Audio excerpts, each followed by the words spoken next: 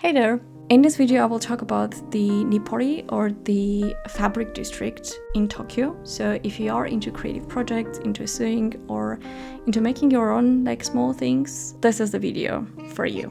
Someone who is creative, who likes to sew but also has some craft projects, this is a very nice area to visit.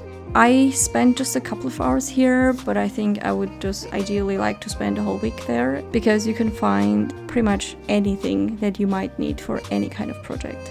Starting from very intricate laces and fabrics to some ribbons, tiny knits and bits and pieces for your projects. There are quite a lot of children's fabrics that you could use for clothing, but also for blankets and everything else that were a bit different than what you would typically find in many European cities, I would say. I picked actually a couple of things, so stay tuned to see what I bought at the end of the video. But generally I want to show you what you can actually get. Things that I really liked for smaller kids were some interesting fabrics there, but also some patches and some decorative elements you could use to embellish your project.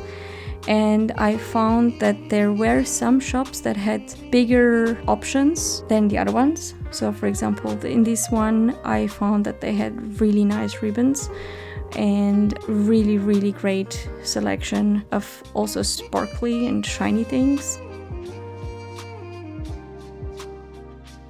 So the other shop, or basically a chain of shops, was called Tomato. Look at these hand sanitizers at the entrance of the shop, they are cute.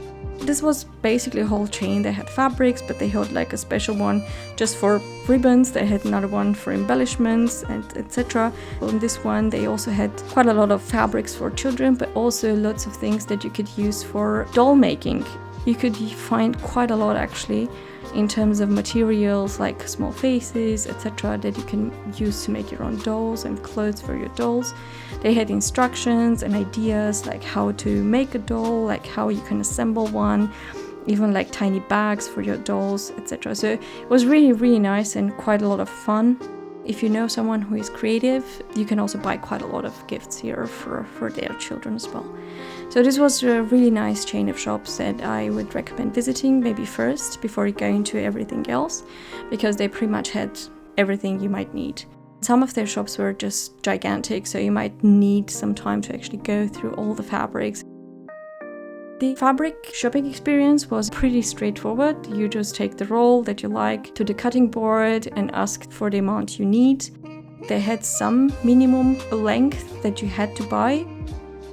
The measurement the shops would use were in meters, so bear that in mind. So it's not in yards, and the prices were also typically per meter. I found it quite easy, even without speaking much Japanese, to be able to navigate through the shops. Many of the fabrics would also have the fabric content on the tag as well, so it might not be that difficult to understand what you are buying, but you can always ask the shop employees. In my experience, not everyone could speak good English, so it could be trickier. So using maybe Google Translate would be an option here to make sure you know what you're buying.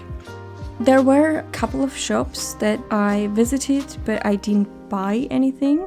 For example, this shop, it's called Elegance. They had more expensive fabrics, which were absolutely beautiful, but also very special. So if you are into some special projects, maybe this could be for you.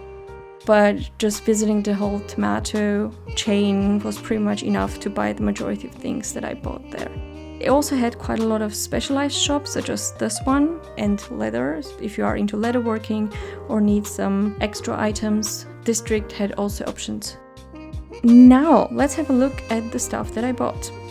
Well, first of all, I bought quite a lot of patches, to be honest, because I found them very easy to use and they were also pretty straightforward in terms of, upcycling or mending your clothes or your children's clothes without the need to invest a lot of time in those projects. So it was quite kind of a quick fix solution for many things.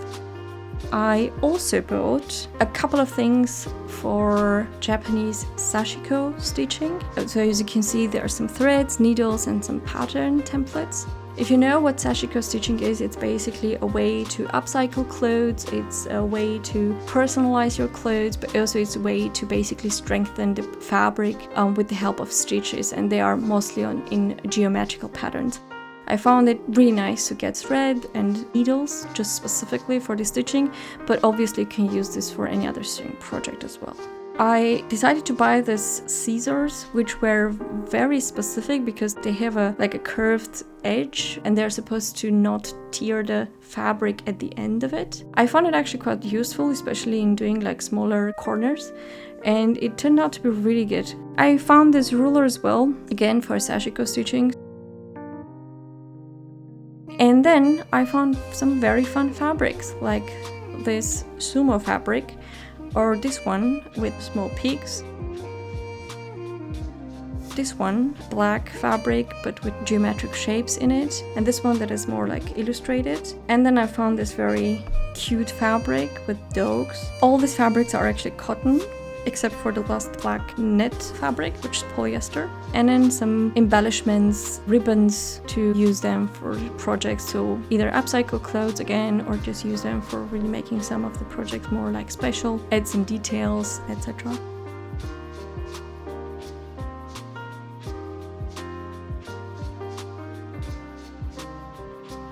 Generally, I found my experience there really lovely, and I wish I had more time to spend there, but you know, if you are traveling with kids, that's not always an option.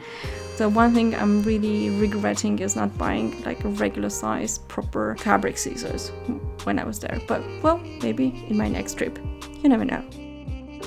I will try to name all the shops in the notes section, but also feel free to browse around because there were quite a lot of shops I really didn't manage to go into.